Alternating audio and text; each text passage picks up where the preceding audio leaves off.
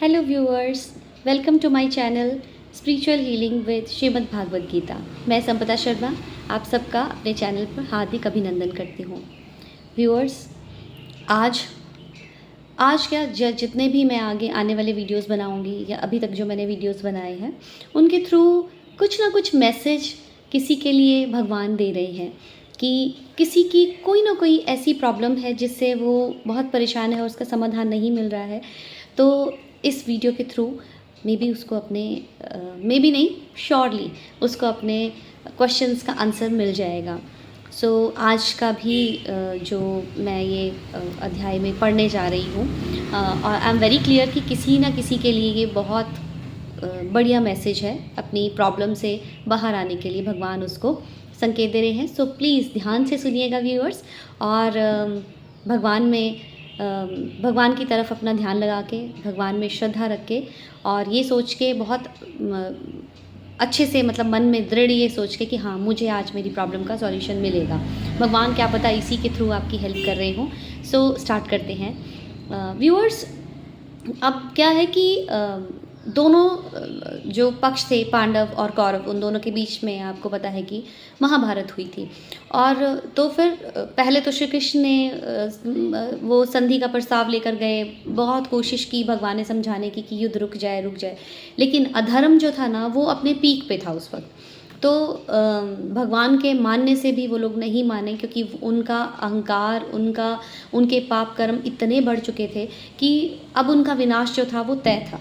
फिर भी भगवान एक मौका देते हैं कि अगर इंसान पश्चाताप कर ले बहुत पाप करने के बाद भी, तो मैं उसके पाप जो हैं उनको कम करके, सज़ा तो मिलती है लेकिन कम होके मिलती है, उसमें भी भगवान हेल्प कर देते हैं। लेकिन जिस इंसान को अपनी गलती का एहसास ही नहीं हो, जिसको अपने बुरे कर्मों का पश्चाताप करने की कोई मति ही ना हो, तो फिर उसका तो विनाश तय है ना। भगवान ने शिशुपाल की 100 गलतियाँ माफ़ करी, 100 गालियाँ जब 100 हो गई उसके बाद उसका वध कर दिया। तो भगवान देखिए कितनी पेशेंस के साथ हम लोगों को मौके देते हैं, लेकिन हम लोग ऐसे हैं कि फिर भी अपनी गलती का एहसास करते ही नहीं है कि हाँ, हम किसी का बुरा कर रहे हैं। जो लोग ऐसी मति, भगवान ने, थैंक यू भगवान कि हमें ऐसी मति नहीं दी है। जो लोग मुझे देख रहे हैं, जो मेरी बात से सहमत है कि उनको भगवान ने किसी का बुरा करने की मति नहीं दी है, they should be very thankful to God कि भगवान अच्छा है कि हमें ऐसी मति नहीं दी। क्योंकि एक ना एक दिन जब पाप का घड़ा भरता है तब भगवान उसको फोड़ते ज़रूर है ना। तो अति अंत को जन्म देती है। तो अब क्या था कि कौरवों ने भी अति कर दी थी, तो उसमें अंत तो भगवान ने करना ही था और एक मैसेज देना था पूरी सृष्टि को कि भाई देखो, अगर कोई इस तरह से करेगा तो अंत तो निश्चित है, और अंत कितना भयावह हो सकता है इसकी तो हम कल्पना भी नहीं कर सकते। तो आज के जो अध्याय में ये है कि दोनों सेनाएं अपना रणभूमि में आ गई और अपने शक्ति का प्रदर्शन करने लगी और एक दूसरे को आंकने लगी कि कौन कितना शक्तिशाली है, कहाँ कौन सी स्ट्रैटेजी लगेगी, क्या है। अब जब सेनाएं आमने सामने होती हैं तो युद्ध का ऐलान किया जाता है, तो शंखनाद किया जाता है। शंखनाद होता है, अलग अलग तरह के वाद्य यंत्र होते हैं, उनसे बहुत ही मतलब हाई पिच की जो है वो ध्वनि उत्पन्न की जाती है। उससे फिर वो जो ध्वनि होती है उससे वाइब्रेशंस इतनी उसकी हाई होती हैं कि हृदय में एक डर सा आना शुरू हो जाता है और घबराहट होना शुरू हो जाती है। तो जब कौरवों ने सबसे पहले अपना वो शंखनाद किया, तो जब कौरवों ने शंखनाद किया ना, तो पांडवों को रत्ती भर भी उनके उस जो शंखनाद किया, उन्होंने जो इतनी, मतलब उन्होंने एक चैलेंज किया, अपनी वो बताई कि येस वी आर रेडी, हम लोग रेडी हैं, अब आप हमारे साथ लड़ाई कीजिए। और अपना घमंड दिखाया कि भाई आपको हम क्या जानते हैं, हम तो आपको यूं हरा देंगे और हम बहुत बलशाली हैं, शक्तिशाली हैं। तो ये एक मोटिव होता है उसका, जो शंखनाद किया जाता है ना। पर पांडव एकदम शांत थे, उनके मन में कोई भी उसको, जो उनकी शंख ध्वनि थी उसको सुनकर कोई भी उनके मन में भय पैदा नहीं हुआ। यहाँ शंका होती है कि कौरवों की 11 अक्षौहिणी सेना के शंख आदि बाजे बजे तो उनके शब्द का पांडव सेना पर कुछ भी असर नहीं हुआ, पर पांडवों की 7 अक्षौहिणी सेना के शंख बजे तो उनके शब्द से कौरव सेना के हृदय विदीर्ण क्यों हो गए? इसका समाधान ये है कि जिनके हृदय में अधर्म, पाप, अन्याय नहीं है, अर्थात जो धर्मपूर्वक अपने कर्तव्य का पालन करते हैं, उनका हृदय मजबूत होता है, उनके हृदय में भय नहीं होता। न्याय का पक्ष होने से उनमें उत्साह होता है, शूरवीरता होती है। पांडवों ने वनवास के पहले भी न्याय और धर्मपूर्वक राज्य किया था और वनवास के बाद भी नियम के अनुसार कौरवों से न्यायपूर्वक राज्य मांगा था। अतः उनके हृदय में भय नहीं था, प्रत्युत उत्साह था, शूरवीरता थी। तात्पर्य है कि पांडवों का पक्ष धर्म का था। इस कारण कौरवों की 11 अक्षौहिणी सेना के बाजों के शब्द का पांडव सेना पर कोई असर नहीं हुआ, परंतु जो अधर्म, पाप, अन्याय आदि करते हैं, उनके हृदय स्वाभाविक ही कमज़ोर होते हैं। उनके हृदय में निर्भयता, निशंकता नहीं रहती। उनका खुद का किया पाप, अन्याय ही उनके हृदय को निर्बल बना देता है। अधर्मी को खा जाता है। दुर्योधन आदि ने पांडवों को अन्यायपूर्वक मारने का बहुत प्रयास किया था। उन्होंने छल से, कपट से अन्यायपूर्वक पांडवों का राज्य छीना था और उनको बहुत कष्ट दिए थे। इस कारण उनके हृदय कमज़ोर, निर्बल हो चुके थे। तात्पर्य है कि कौरवों का पक्ष अधर्म का था, इसलिए पांडवों की 7 अक्षौहिणी सेना की शंख ध्वनि से उनके हृदय विदीर्ण हो गए, उनमें बड़े जोर की पीड़ा हो गई। अब कितना क्लियर मैसेज है कि भगवान ये बता रहे हैं कि देखो, आपके साथ अगर कोई भी, जैसे उन्होंने जब कौरवों ने अपनी शंख ध्वनि करी तो उन पांडवों के मन में कोई भी तरह का भय उत्पन्न नहीं हुआ। लेकिन जब पांडवों ने अपनी शंख ध्वनि करी तो कौरवों के हृदय कांप गए, उनकी सेना का हृदय कांप गया, क्योंकि वो लोग उनके जो हृदय थे ना, वो अहंकार, अधर्म, पाप से भरे हुए थे। और वो कहते हैं ना, जैसे किसी ने अगर कोई चोरी करी हो ना, तो उसको डर होता है, वो उसका मन ना हमेशा डरा रहेगा कि हाय मेरी कोई चोरी पकड़ी ना। जिसने किसी की कोई निंदा करी होती है या कोई भी बुरा काम किया होता है ना, तो वो हमेशा इस भय में रहता है कि कहीं इसको पता ना लग जाए कि मैंने ये काम किया है, कहीं मैंने जो षड्यंत्र रचा है वो इसको पता ना लग जाए, इसकी मेरी पोल खुल ना जाए, तो उसका मन हमेशा डरा रहेगा।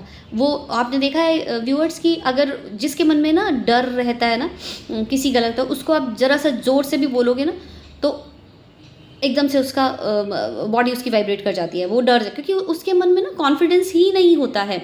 और क्योंकि उसके मन में तो हमेशा से अधर्म, और उसको भी कहीं ना कहीं ये पता होता है कि उसने काम गलत किया है, लेकिन उसके मन में ना वो भय नहीं होगा। भय वो गलत काम को पकड़े जाने का भय, लेकिन वो भय नहीं होगा कि भगवान में मुझे देख रहे हैं, कहीं मुझे इसकी कोई सज़ा ना मिल जाए, ये उसके मन में बिल्कुल नहीं होता है।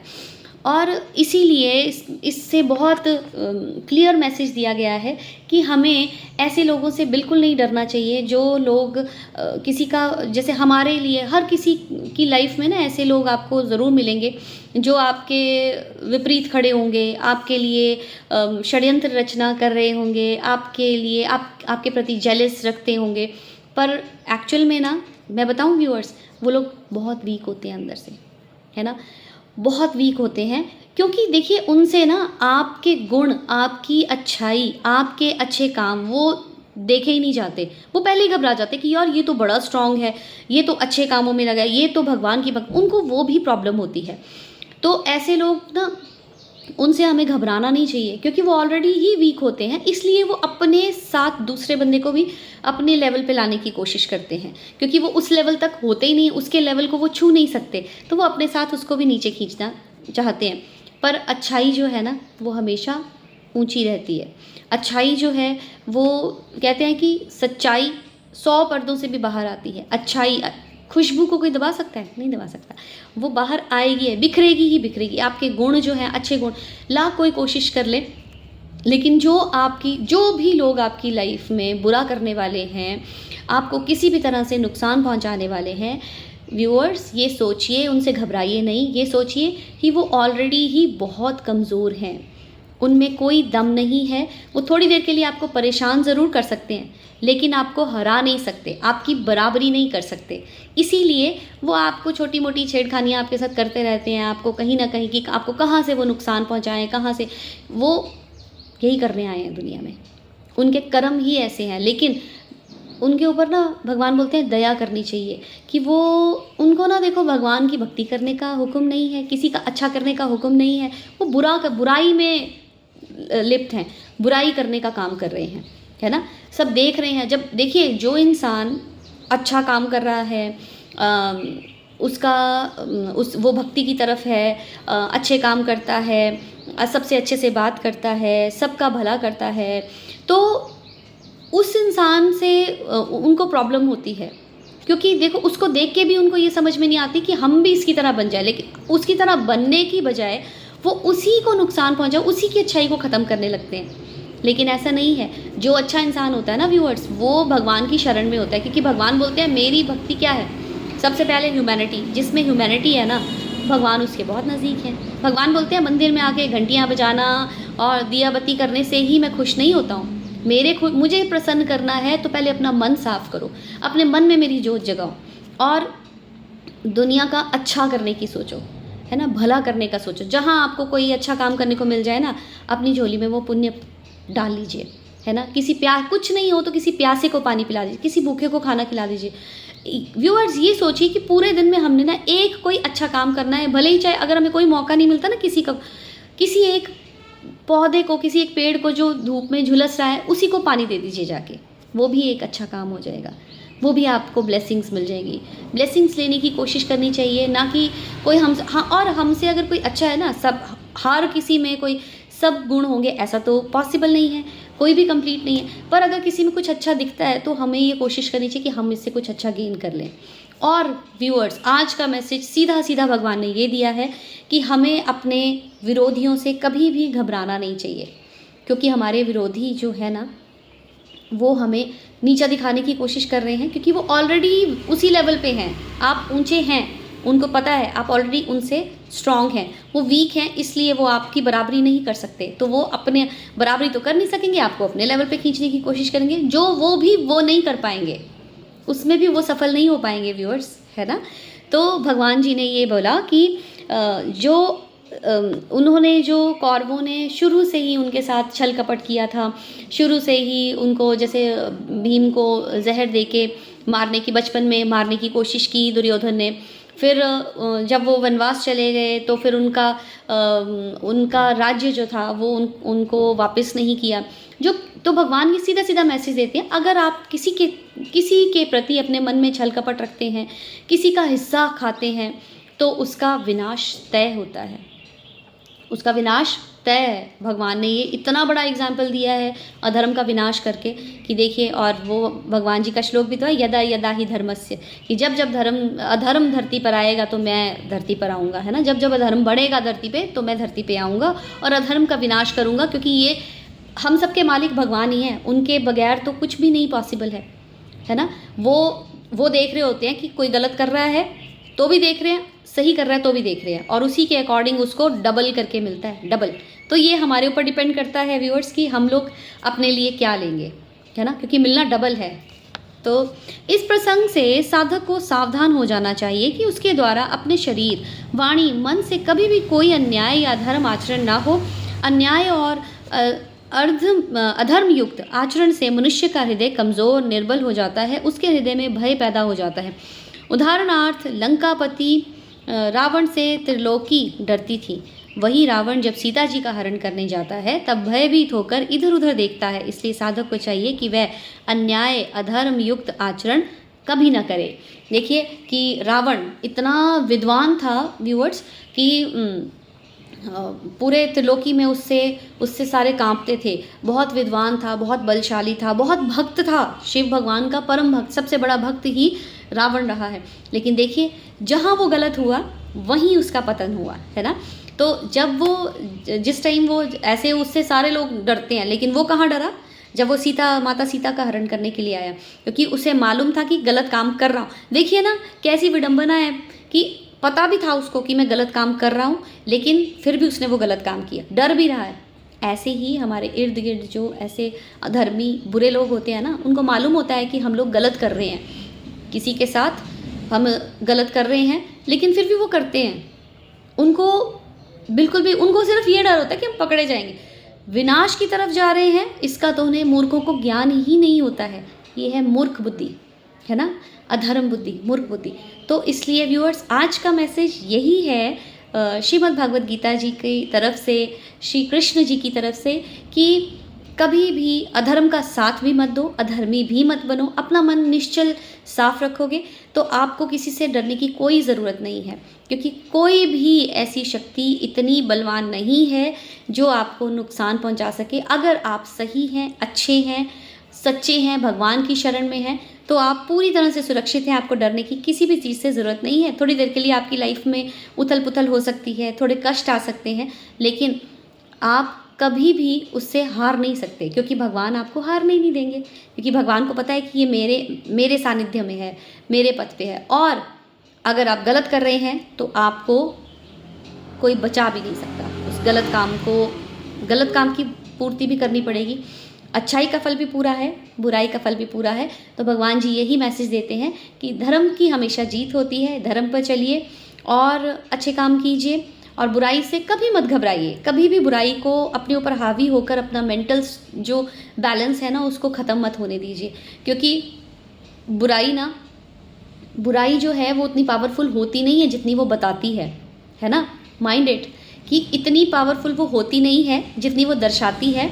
इसलिए आपको बिल्कुल घबराने की ज़रूरत नहीं, क्योंकि ताकतवर अच्छाई है और अच्छाई के साथ भगवान है, और जिसके पक्ष में भगवान है उसका तो कोई बाल भी बांका नहीं कर सकता, क्योंकि स्वयं भगवान जिसके पक्ष में खड़े हो जाते हैं उसकी तो विजय निश्चित होती है ना। यही हमारे जो श्रीमद् भागवत गीता जी हैं, इसी में पूरा का पूरा यही बताया गया है, बहुत बारीकी से बताया गया है। व्यूअर्स, आप मेरे साथ जुड़े रहिए और अच्छे अच्छे मैसेजेस अपने लिए, अपनी प्रॉब्लम्स का सॉल्यूशन लेते रहिए।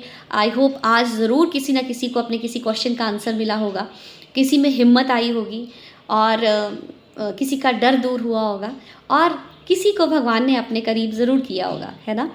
तो आज के लिए इतना ही। जय श्री कृष्णा, जय श्री कृष्णा, जय श्री कृष्णा, राधे राधे। व्यूअर्स, अगर आपको मेरा ये चैनल मोटिवेशन देता है, अच्छा लगता है, तो प्लीज़ मेरे चैनल को सब्सक्राइब ज़रूर कीजिएगा, बेल आइकन दबा दीजिएगा, लाइक कीजिएगा, और अपने अच्छे अच्छे कमेंट्स भी ज़रूर दीजिएगा कि मेरी तरफ से कितनी कर हेल्प आपको हो पा रही है, किसको कैसा फील हो रहा है, किसकी प्रॉब्लम का सॉल्यूशन आज किसी को मिला है, मुझे ज़रूर बताइएगा व्यूअर्स। राधे राधे, जय श्री कृष्णा।